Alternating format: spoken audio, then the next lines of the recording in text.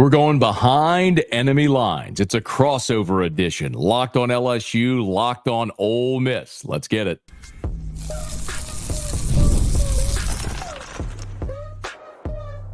You are Locked On LSU, your daily podcast on the LSU Tigers. Part of the Locked On Podcast Network, your team every day. Okay, let's get it. It is Locked on LSU, your team every day. I'm your host, Matt Moscona. Thanks for making us your first listen every day. We are free, available wherever you get podcasts, on YouTube as well. So please subscribe. Today's episode is brought to you by FanDuel. Place your first $5 bet, and you'll get started with $200 in bonus bets guaranteed. Visit FanDuel.com to get started. Today, we check in with Steven Willis of Locked On Ole Miss for a little crossover episode. We'll talk the biggest storylines of the game, players to watch, injuries, and we'll get the score predictions as well. It's Locked On LSU crossover edition. Enjoy. We go into Thunderdome. Matt Moscona, LSU, Locked On LSU, joins this on the show. And Matt, I tell you what, I'm fired up. This is one of those rare gifts that we get to have. Ole Miss and LSU, all of the history in this rivalry, a top 10 matchup. Now, normally when Ole Miss plays a game like this, it does not go well for Ole Miss. In 2014, when Ole Miss went down there and the game day was there, Ole Miss ended up losing that game. In 2022, Ole Miss lost that game. We all know what happened with Billy Cannon. But Ole Miss is going down with one loss, so I'm feeling a little bit better about this right now. I'm going to be fascinated by this game. It's before the season started, Steven. Yeah, people, you go to media days and everyone kind of asks, oh, what's the biggest game? What's the one you got to win? What's the one you want to win? All that sort of stuff. And this is the game I pointed to, not the Alabama game. This is the game I pointed to for LSU that is the season maker, because regardless of what had happened for LSU in the opener against Southern Cal, ultimately, what happened in this game was going to determine what you're playing for in the second half of the season. So now we know LSU lost to USC. If LSU beats Ole Miss, they're 5-1 at the halfway point. 5-1 in the second half is plausible. 10-2 with a win over Ole Miss, you're probably a playoff team. If LSU loses this game Saturday and they hit the halfway point at 4-2, brother, I don't think LSU is going unscathed the rest of the way. So LSU loses on Saturday, I think their playoff hopes are all but done. I don't know how realistic they are to begin with, but mathematically, there's still a possibility if you win. So this is a massive, massive game for LSU. Everybody here feels it too. Like, people know that, like, this isn't just, another SEC game against Ole Miss, a team that you've had a lot of success against in Tiger Stadium. Like, this is a big deal here this week. Ole Miss is in the same thing after they dropped that game against Kentucky. If Ole Miss drops the game to LSU, there's still Georgia sitting on the schedule coming into Oxford. There's still losable games that are coming up that you'd have to worry about. So essentially, it would be the same type thing. If Ole Miss loses this game, their playoff hopes are all but over, not mathematically, but realistically. Right. And Ole Miss is it's interesting, man. I picked them before the season third in the league. I picked Georgia, Texas 1-2, and I picked Ole Miss 3. And I don't think the hiccup against Kentucky has really moved me off that point, just because I still think Ole Miss, they got the offensive playmakers and everybody talks about that, but they've been so good on both lines of scrimmage as well. And I think they're going to hold up as the season moves along. And then obviously the schedule is something that I always focus on. But I'll tell you this, Steven, I know we're going to talk about, the game and paths to victory and everything, but I liked LSU before the season started in this game because of where it falls on the schedule. LSU has a bye. Ole Miss, this is their 7th consecutive game, 3rd consecutive conference game, back-to-back road conference games. Just thought Ole Miss would probably be a little banged up coming in. They kind of are, which I think, I'm sure you agree, man. That's just going to be a huge storyline as this week goes along, especially with guys like Trey Harris. But you nailed it, man. I mean, there's a lot of people in Baton Rouge who love the LSU-Ole Miss rivalry. And it's weird because LSU doesn't really have an Ole Miss, Mississippi State. There isn't an Auburn, Alabama. There isn't a Florida State here. There isn't a Texas A&M. So really, it's just kind of a generational thing. Like, for my grandfather, he'll tell you about Billy Cannon and Johnny Vaught. And for my dad, it's probably like, Alabama and the Bear. For me and my age, LSU had great games against Auburn in the 80s and the 90s. So I kind of gravitate toward that. But Ole Miss has always been one of those that, regardless of era and generation, it ratchets up a little bit around here. So, LSU fans like to have fun and call Ole Miss the runt and stuff like that. But the reality is, man, you haven't. It's been too even of a series to feel like you're just going to walk in and win any given year. I think everybody here understands that, and they know that even if they don't want to acknowledge it. Yeah, and right now, if Lane Kiffin was able to pull off a win Saturday night, that's 3 out of 4 wins against LSU, including one at Tiger Stadium, which that's kind of been his bugaboo in the early part of his career. In 2020, there was that weird Matt Corral 5 interceptions game with COVID that kind of put them behind the 8 ball. In 2022, that was kind of the nation's introduction to Jaden Daniels and what he could be. This year feels a little bit different. We're going to talk about the storylines like the Trey Harris issue. Yeah, I mean, that's going to be a big thing because he is potentially the best wide receiver in all of college football this year. But Ole Miss does have other weapons on the offensive side. I'm not going to freak out about offensive skill players on a Lane Kiffin coach team. Even if Harris isn't available? I think that it's a possibility. Now, this is going to sound very weird because I did a show earlier in the week on this. Juice Wells in 2023, before the season, before he got injured, he was that year's Luther Burden. And he has 18 catches on Ole Miss's roster because Trey is obviously the alpha in that room. Jordan Watkins last year was Jackson Dart's Mr. Reliable. He was security blanket. When he needed yards, he was going to Jordan Watkins. Jordan Watkins has 15 catches this year because everything's going to Trey Harris. Now, it could be a blessing in disguise that the ball kind of gets spread out because Trey isn't there. I don't know. Like, I don't even know what Harris's status will be. Look, everybody here knows who Trey Harris is, right? I mean, he's from Lafayette and went to Como. He's teammates in high school with Malik Neighbors, went to Louisiana Tech, was all conference. So everybody knows who. It's not like it's some secret that Trey Harris is awesome. People know it. But I just can't get past 52 catches through 5.5 games. Like, that is just different levels of absurdity. And the fact that the next closest receiver has 18. I think it shows just such a tremendous reliance on Harris and how much he tilts the field. So, look, Steven, we all remember the game last year, and I don't think anybody wants to see a game like that again. Because, look, Ole Miss won it. There's also the component where you go, you gave up 49 points and 600 yards on your home field. I mean, LSU fans are disgusted going, you scored 49 and lost. So I don't think anybody wants to play a game like that again. Well, Brian Kelly might, but that's another point altogether. He doesn't. I mean, he said on Monday, like, he does not want to play because what it shows is that you're incapable on one side of the ball. And nobody wants to feel that. You want to be able to be competent and get stops. And so, I look at if Harris isn't there, how it changes the math defensively for LSU. Because make no mistake, man, there is no Derek Stingley, Christian Fulton, Tre'Davious White, Patrick Peterson. Like, LSU's had great defensive backs roll through this program. That guy isn't on this team. But the thing that they've done well is they have simplified in the secondary to prevent the 50, 60, 70-yard passing plays that were so prevalent a year ago. But what they give up is the underneath. They'll give you 8, 10, 12 yards, but what they can't allow is the 8-yard completion to become an 80-yard completion.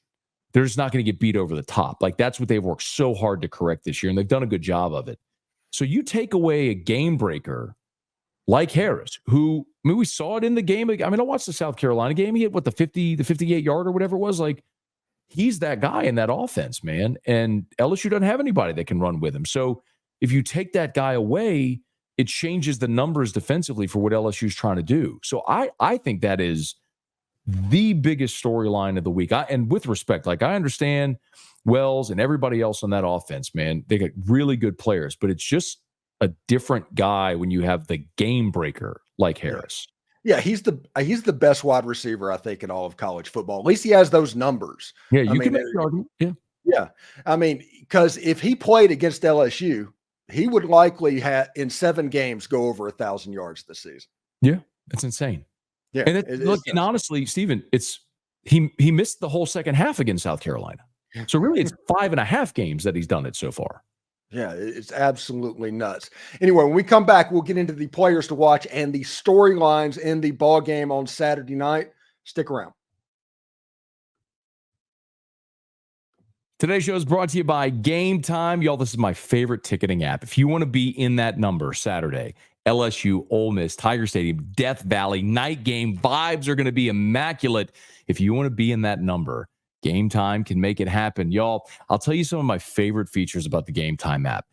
Probably my favorite feature is the all-in pricing. Now, you got to turn this feature on. When you turn it on and you toggle, it'll show you the price up front. So there's no guesswork. We've all had this happen. You go into one of the apps, you see the price. By the time you get to checkout, it ain't the same price. Not with Game Time's all-in pricing. And you got to turn that feature on, though. I love the panoramic seat views as well. You never have to guess what your view is going to be. They'll give you a panoramic view from your seat for every ticket there on Game Time. And, of course, the lowest price guaranteed, or Game Time will credit you 110% of the difference. Listen, it doesn't matter if it's sports or music or theater or comedy, whatever it is that you love to attend live, Game Time can help get you there. So take the guesswork out of buying tickets with Game Time. Download the Game Time app, create an account, use the code LOCKEDONCollege for $20 off your first purchase. Again, terms apply. Create an account, redeem with the code LOCKEDONCollege. That's LOCKEDONCOLLEGE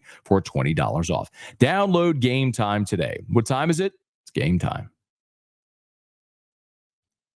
All right, Matt Moscona, Locked On LSU, joining the show. Matt, I am pretty excited because we talked about one of the main storylines, and that is going to be Trey Harris in this game. That's going to be a big thing. Another storyline that LSU needs to pay attention to is at the end of the South Carolina game, Henry Parrish Jr., who is the second leading rusher in the entire SEC, went off with the shoulder thing. Now, Lane's not going to talk about injuries. Nobody's going to know until they start warming up on Saturday night.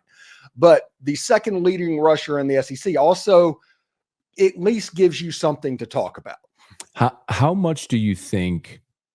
I mentioned a bit ago that before the season started, I liked LSU in this game because of where I'm a big believer, Steven, and not just who you play, but when and where you play them. So it's not just to come across as like LSU homer guy. Like LSU fans aren't happy with me because the flip side of that is I don't think LSU's winning in College Station this year. That's going to be 3 consecutive SEC games, back-to-back road conference games. A&M's going to be rested. Like, that is a terrible spot for LSU. So I don't know how, I know, like you mentioned, Lane in the injury report, there was 30 guys on the injury report last week. It just puts the whole roster on the injury report. But then you see Parrish, you see Harris. I saw Walter Nolan go off against South Carolina with injury. Saw Pegues go off against South Carolina with injury. And I know they've been banged up at tackle as well on the offensive line. It kind of looks like this is a team that's a little banged up and probably needs maybe a week to catch their breath and get healthy. Like, how big of a deal do you think that is, the injuries for Ole Miss?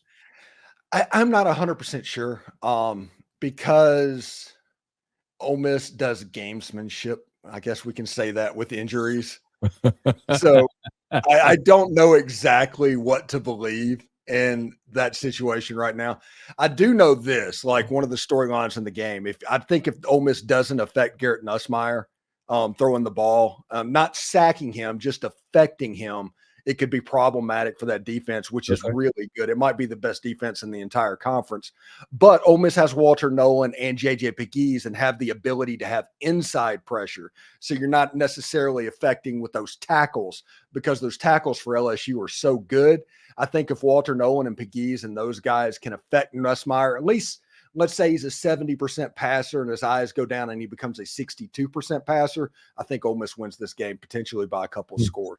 That's an interesting way to put it. The thing about LSU's offensive line, and everybody that asked me when we talk about this, it's the tackles are great, but the inside guys are really good too, man. I mean, you have 2 senior starting guards. Garrett Dellinger's a 4-year starter. Miles Frazier's a 5th-year player who was a freshman All-America at FIU. He started at LSU now for 3 years. The one newbie is the center. So, whenever, if you want to think about a leaky spot, DJ Chester, who's he's a sophomore, but he's a really talented young guy. But he's the one relatively inexperienced guy in that line, but he's flanked by 2 senior guards that have played 40 games. There's a reason through 5 games why they've given up 2 sacks.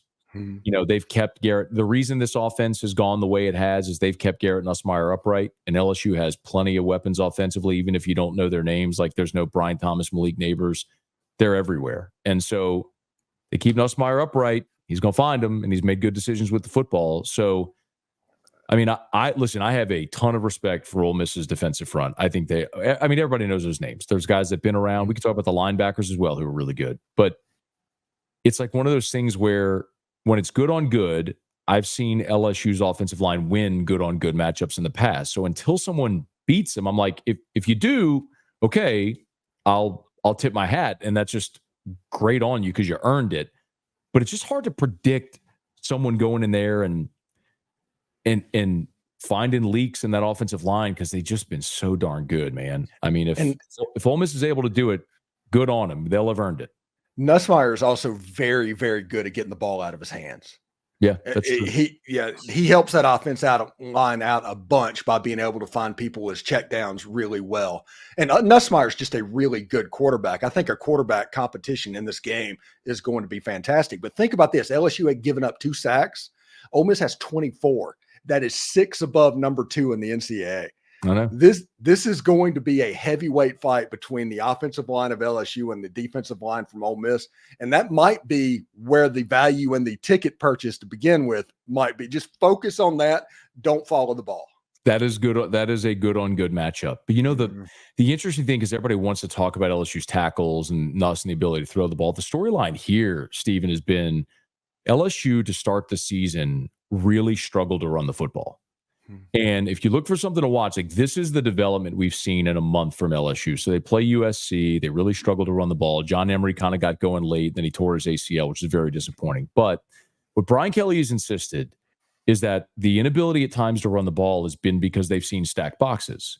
And the reason LSU has been so heavily imbalanced toward the pass, he's like, I'm not just going to stubbornly run the ball just to pound our chest and say we can, which is so interesting because that's what LSU did under Les Miles for a decade. It was like, it didn't matter if you put 10 in the box. We're just going to line up and run it, right? That was the brand. That was it. Right. And so it's funny to hear LSU fans kind of complain. I'm like, dang, y'all spent a decade complaining about Les Miles doing that. Now he's saying we're not going to do it. We're going to throw, and you're complaining about that. But what has happened is, and I don't think a lot of people probably know who Caden Durham is yet. He's a freshman running back, and he's kind of emerged. And he looks like maybe the next great one here. But he dislocated 2 toes in that game against South Alabama. And look, man, I never dislocated a toe. I don't know what the recovery and rehab is like for that and comeback, but that's going to be something to watch. How Ole Miss, do they play it straight up or do they bring numbers in the box? And if they bring numbers to try to stop the run, is LSU still able to do it effectively? And then how effective is Caden Durham with that injury? So, I think that is, if you're looking for LSU offensively, if they start to have success running the football, man, they're really, really hard to stop. They can beat you in so many ways. But that Caden Durham injury and how does Ole Miss bring numbers into the box, I think is going to be a really interesting sort of cat and mouse game. Yeah, and you mentioned Durham. I don't think they beat South Carolina without Caden Durham. Absolutely. Fact. Fact. Good player. And he honestly has that trait that you normally see when you see an LSU running back. That's what he looks like, an LSU running back. No offense to Josh Williams or John Emery or all of those guys. He just looks different. And you know what's weird too? Like, I don't know how much access y'all get, but Brian Kelly during fall camp let us come watch everything. Like, we got to watch every practice, and we were there for like at least an hour. We got to see full scrimmages and team periods. So it was wild, the access we get. And I'm going to tell you, man, if I go look at my notes from 15 practices or whatever we saw, I don't know that I wrote Caden Durham's name down one time. Everybody was talking about Kaleb Jackson. And it's so I mean, it may just be one of those things where, he's a gamer. The lights came on and he was ready to roll when other guys have struggled. So, but he's been a fun developing storyline. He's going to be one to watch Saturday night for sure. Yeah, and it's just a weird situation. We're going to talk about this in the next segment a little bit, but Ole Miss actually being a favorite in a game against LSU at night in Tiger Stadium. LSU has all the intangibles in this thing because play at night in Tiger Stadium, that's a real thing. I've experienced that. I've seen exactly what that looks like. Ole Miss being a favorite means you're going to come in and you're going to get LSU's best shot in that game, and you're going to have talented athletes that you're trying to compete against.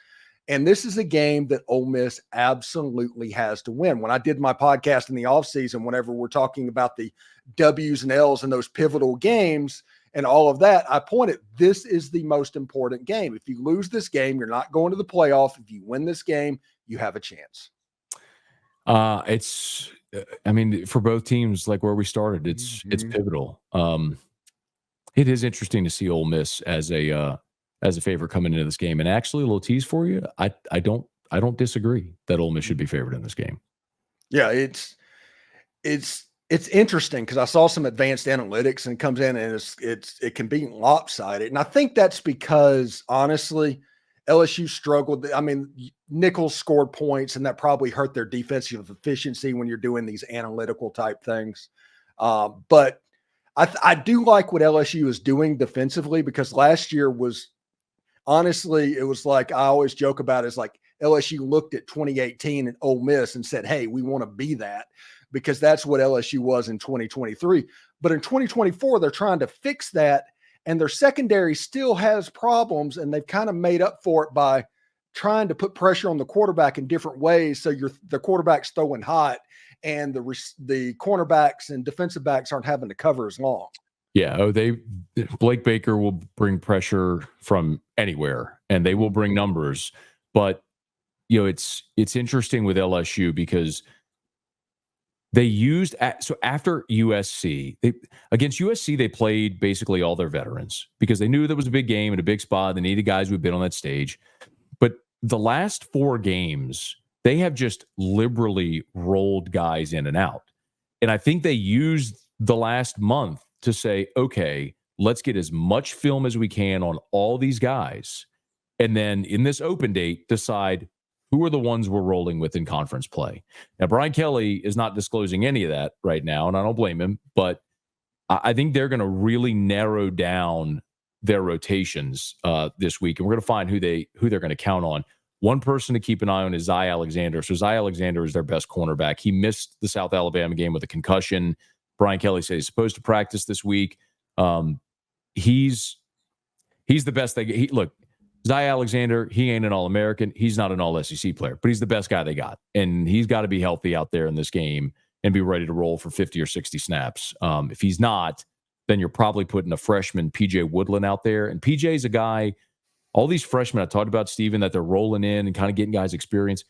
Like for LSU defensively, the cavalry's on the way. They've recruited very well in this young class. And these guys, you can tell it's going to come and they're going to be good. They're just freshmen, man. They're freshmen who played 4 or 5 games. So, I mean, I could rattle off names like Deshaun Spears and Dominic McKinley and PJ Woodland and guys that the people could be really excited to get to know their names, Gabe Relaford in the SEC in these coming years. But those aren't the guys you want to try to make. You don't need those guys to try to go get stops against this Ole Miss offense, man. They got to have some of these veteran dudes step up and go get stops. Before we take a break real quick, the loss of Harold Perkins, which, I mean, everybody hates that. Just an unbelievable athlete. How is LSU trying to change things with him being out? Yeah, how wild. We're 21 minutes into the show, and we haven't mentioned Harold Perkins or Jacobian Guillory, 2 of LSU's most veteran defenders who've been lost for the year due to season-ending injuries. It's interesting with Perkins because, it's earlier when you said Jaden Daniels kind of announced himself nationally in 2022 in the Ole Miss game. It was really Harold Perkins too. I mean, Lane said it in the postgame. The game changed when they put Perkins on the field. And it's just so interesting because Harold wanted to be something he's not, man. He wanted to be an off-ball linebacker to show to the NFL that he could be a 3-down linebacker on the inside. That's not what he does. He's a guy that needs to be out in space making plays. And so it was a weird thing this year that they were trying to find where he fit, and it was a struggle at times.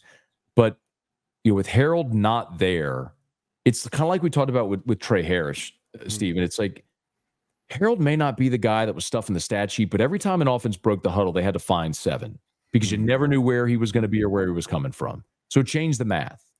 Him not being there, they go to a little more base look, but it means you're going to see more of Whit Weeks, who is a guy that has all SEC potential. His brother West Weeks is a good Mike linebacker who's been dealing with a foot injury, but they've held him out the past few games. Coming off the bye, he should be good to go.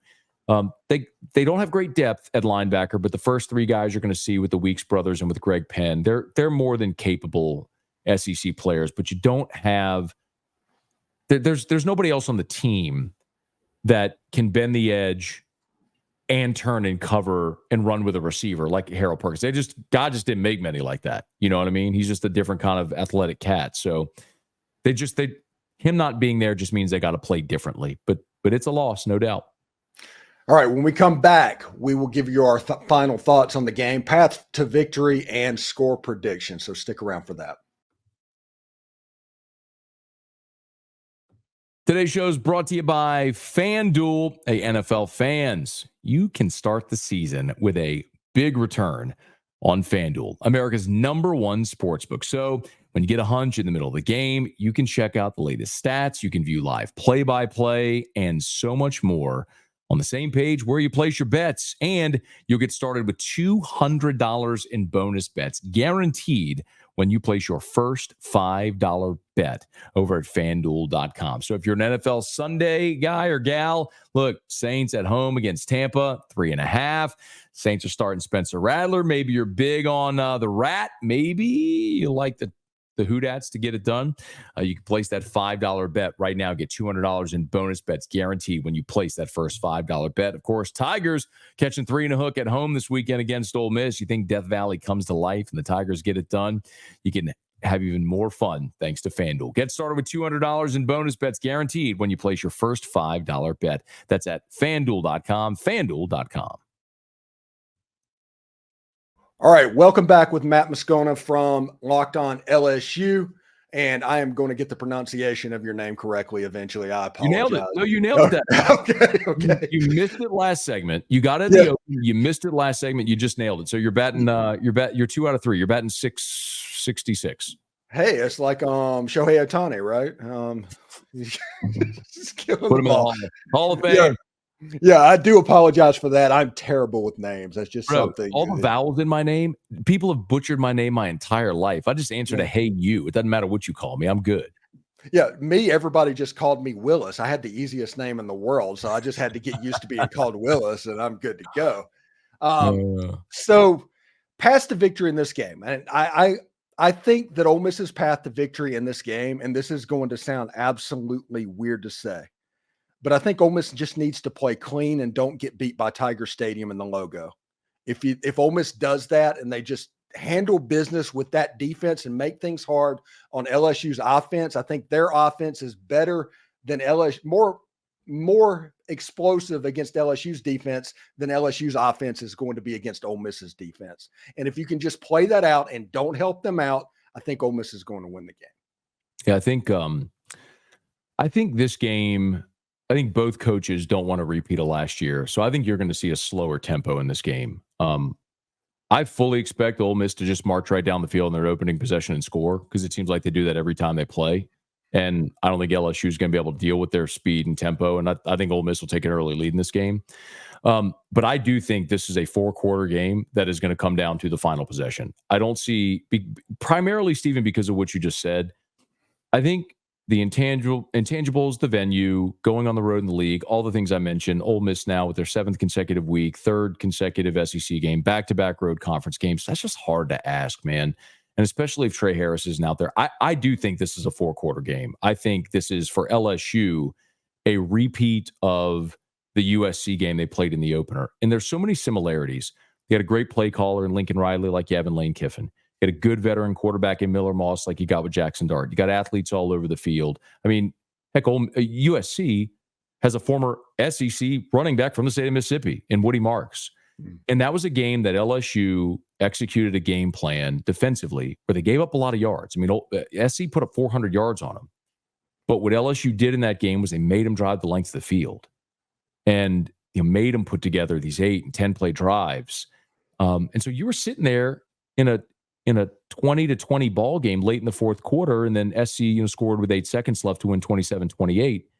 And I think that's a similar type of game we're going to see, man. I don't have a great feeling on who wins it. I don't want to cop out, but I've the last couple of years, man, I've nailed this game.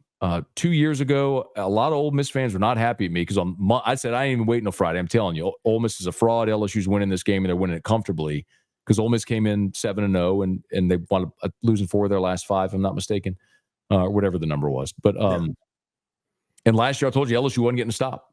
That defense was not getting a stop at all, and they were going to have to go score 50 to win. This one, I think this is a game in the high 20s. Maybe someone gets like the 30, 31.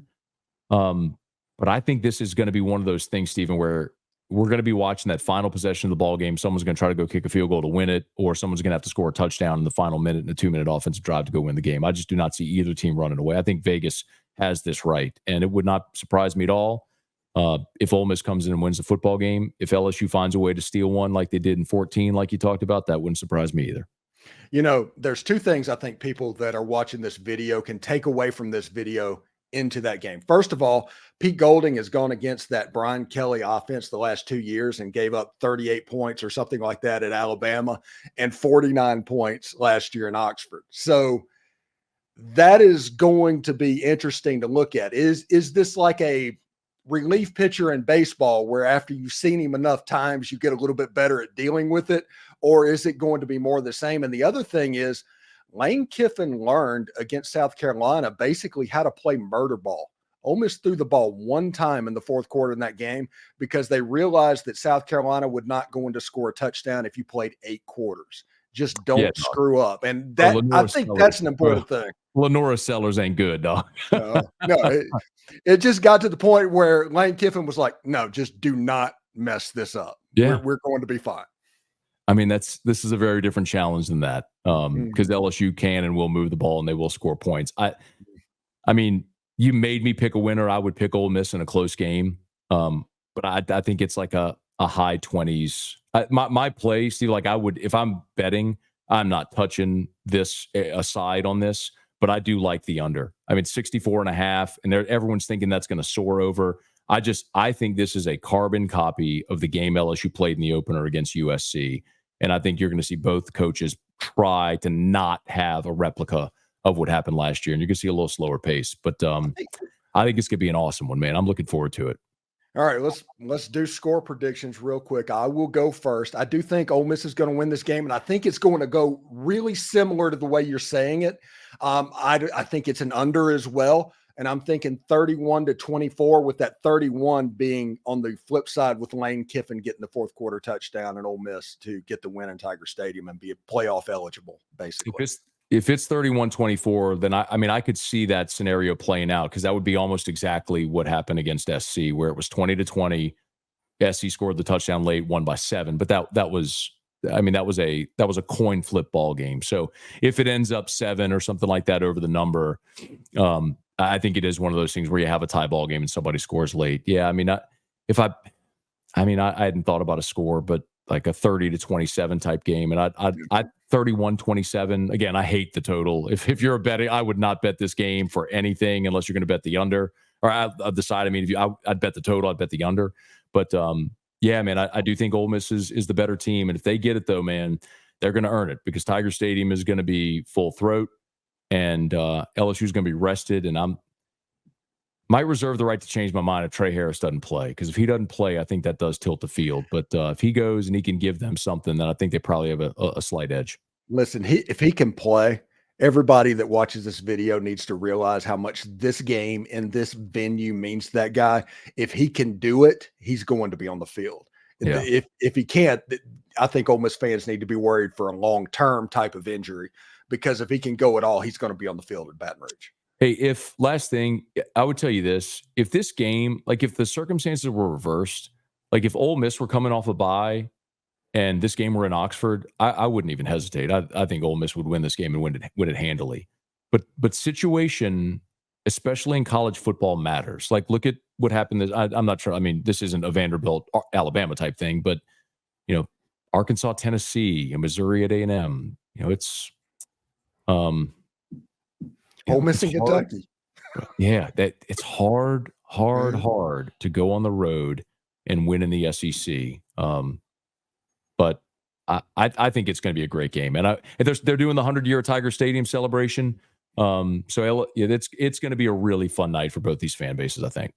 All right, before we get out of here, we mentioned uniforms before we started recording. I think that Ole Miss needs to wear the navy blue helmets, the red jerseys, and the gray pants. I think when Ole Miss and LSU does that, it's the best-looking football game in all of college football.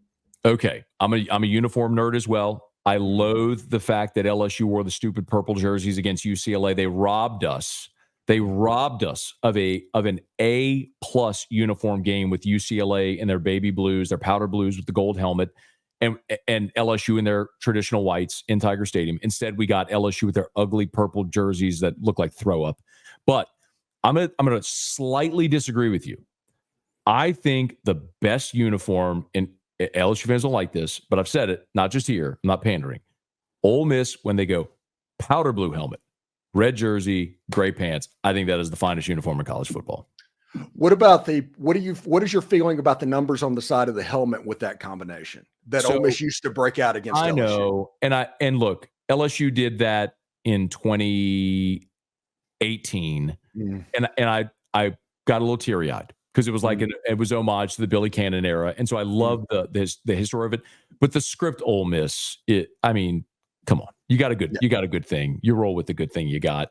When Ole Miss goes powder blue helmet, powder blue jersey, I'm like, why? That I see you got the white helmet behind you with the spray paint. Like, what are we doing here? I just don't know. When you listen, if you're Oregon and you have no tradition and you want your thing to be that you have 1,000 uniform combinations, okay, do you? I'm good with that. Nobody cares what you wear. Go make it a thing. But when you have a thing, don't mess up the thing. When you got the thing, don't mess up the thing. And both these schools got the thing. So do the thing. Now, I would kind of like to see Ole Miss go down and wear navy. They haven't worn navy in Baton Rouge in a long time, like the old school Navy. Yeah, the navy jersey. I like the navy jersey. Ole Miss fans generally like the navy jersey. No, wear the red jersey. The red jersey. Like I said, that's the best looking football game in college football when they do that. I understand that, but don't mess up the good thing. Give me the good thing, not the script Ole Miss powder helmet. They've worn that combination, which means it's out because they only wear a uniform once a year. I agree. I mean, it's one of the best looking uniforms ever. I mean, go back to the days when Billy Brewer Ole Miss had that going. It's like when nobody was doing this. Ole Miss had multiple uniforms, and that was fantastic. Hey man, Ole Miss ain't won in Baton Rouge since 08. Y'all don't get this one. It's gonna be a minute, I'm telling you. Because LSU got the cavalry on the way, bro. They're gonna be really talented in the next 3 to 4 years. Yeah. Anyway, thank you, Matt, so much for stopping by. And this was a good crossover, man. We'll have to do this again next year, and hopefully I'll be talking about 3 out of 4 wins.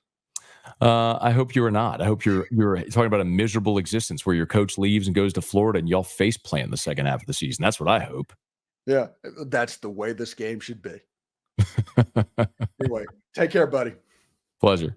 Okay, that'll do it for us here on this Thursday edition of Locked On LSU. Hey, thanks so much for making us your first listen every day. Of course, we are free, available wherever you get podcasts, so please subscribe on your favorite podcast app, rate us, leave a review. If you're on YouTube, smash that like button, subscribe to the channel, hit the bell so you're notified whenever we post a new video, and let a friend know. If they love the Tigers, we got you here every single day for Locked On LSU, your team every day.